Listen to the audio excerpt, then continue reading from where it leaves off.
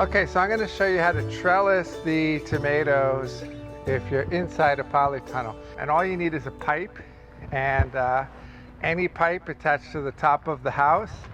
And then you can just use a regular string, right? You can use regular jute, or you can use more of a plastic twine that's thinner. And you're going to start clipping it. As soon as it comes out of the ground, you're just going to take, let me get a clip. All right, so these are the classic clips that you would use to clip the tomato to the string. So when I talk outside about how to trim the tomato, you're going to trim the tomato the same way, right? But outside you're weaving it. While indoors, you're going to put that clip and you're just going to support it under a branch, right? And then it's going to clamp the string, and then you're going to be holding it. And then as it grows, you just keep adding a clip under each branch. And you're going to do this every 10 inches to 16 inches. Right there where the two come together, that's where you're going to put your string, right? And then they just clip together around the stem, and you're just going to support it, right, under the branch, right? Just keep adding it up a single leader. And as you do that, while outdoors when you're weaving it, at some point you want to stop pruning it, you let it get a little bushy. But indoors, you can just continue to prune it to a single leader. So as you go up, you're going to continue to remove these suckers that are there, right? Or the things that are growing, right, at the branch of the stem and the leaf, right? So we're just removing that, and we're just going to continue up a single string. Now these wire, which is a different system, and this is, you know, you're going to use the string, which the string will go all the way up, and then you'll clip it. This system is if you're doing a very, very long season and your tomatoes end up growing really, really tall. And what this system does is you only have two clips, and they go on the same way. They go around the stem, and then they get clipped onto the string, and then they get leapfrogged up until you hit the metal hook. And then once you hit the metal hook, then you can actually slide the tomato down and then keep laning it. And that's a bit more advanced, and that's maybe something we talk about in the future. But for now, you want to just trim them to a single leader and continue up. All right, so let's talk about care for the tomatoes throughout the season. Tomatoes are incredible heavy feeders. So you're going to want to fertilize these regularly. And I showed you how to do that with some other vegetables where I side dress into a trench and add fertilizer into the ground. You know, you can do this as much as weekly with tomatoes because they're such heavy feeders. You want to just keep feeding them and feeding them. If you do have them in a polytunnel, you can put them on a fertilizer drip, like some liquid fish.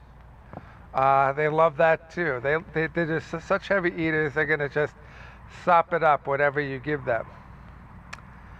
Now for temperature, you know, in order for these things to ripen, you know, they're going to need warm temperatures. So if they're not ripening and you know that it's been really cold nights, you know, that's probably the reason why. Really the only way to fix that is by using some sort of polytunnel to increase the temperature. Another important thing about tomatoes is even watering. If they're outdoors, that's a bit of a problem because, you know, it can just rain. And what that's going to cause is going to cause maybe some splitting. You may see that on the bottom of the tomatoes. You may see some. Sometimes you may see it at the top of the tomatoes. And that's just going to be uneven watering.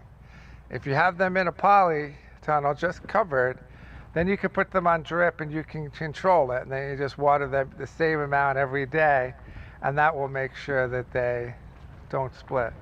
But another thing you can do is make sure that you harvest them when they're first blushing, right? But if you notice, this one's starting to turn yellow, and what you can do is you can harvest it and just put it on a windowsill.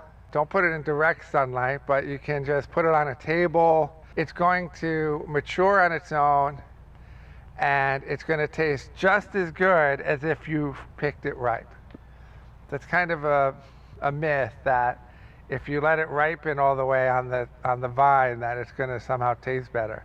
Once it starts blushing, it already has everything it needs to become a beautiful, wonderful, great tasting tomato.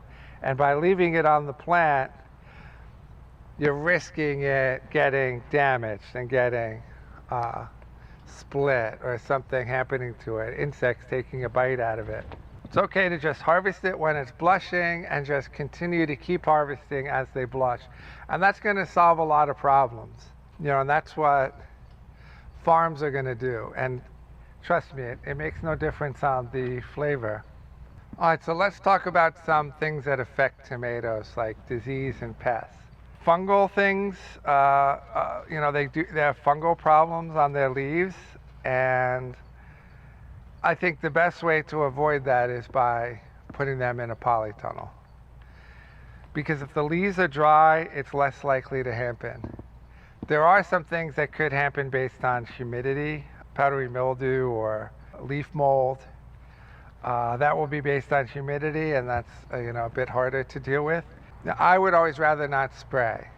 So I'd rather deal with it environmentally, and that's with soil, making sure they get everything they need, well-balanced soil. Also by making sure the plants don't get wet and keeping the tomatoes off the ground and keeping them well pruned. Not only do they like being well pruned, but it also gives place for the air to get through, and that's going to make sure that they don't get those fungal problems. And I think that's really the best way to deal with it. Now, there are aphids which can affect tomatoes, and really your best bet with that is just ladybugs. And the key to using ladybugs is use a lot. Don't get 100 of them, don't get 1,000 of them, get thousands. And so that they can go in there and eradicate the problem for you. Another pest that affects tomatoes is the hornworm, tomato hornworm. And what that's it's just a big caterpillar that's going to defoliate everything, and it's also going to take bites out of fruit. They're really nasty, but they can be easy to deal with, even if you have a lot of them. The first thing you want to do is carefully pick them off of every plant. You want to go over the plant very carefully, and you'll see places where it's chewed. But you want to go every day and find fresh chewed stuff, and it's going to be, a very dark green little balls of crap, and it's pretty obvious. And once you see that, you know it's there.